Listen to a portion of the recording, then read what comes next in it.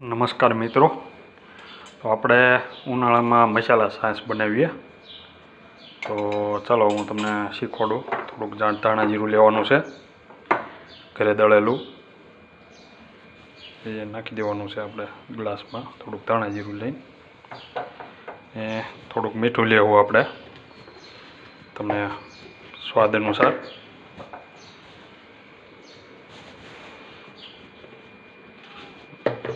બહુ ખારું ન થઈ જાય ધ્યાન રાખવાનું, અને થોડુંક હલાવી નાખવાનું, કેમ કે છાશ ખાટી હોય તો થોડુંક પાણી લેવાનું. તો એમાં આપણે થોડીક છાશ નાખીશું, અને આ પહેલાં લીલા ધાણા નાખી દેવાના છે. જે તમે જુઓ આ લીલા ધાણા છે. ઉનાળામાં આ છાશ 1 થી 2 ગ્લાસ પીવાય જ રોજની, જે શરીરને લૂ ના લાગે, પાણી ન ઘટે એ માટે. તો તમને આ છાશ ભાવે તો મને કોમેન્ટ કરો, વિડીયોને લાઈક કરો, ફોલો કરો અને શેર કરો.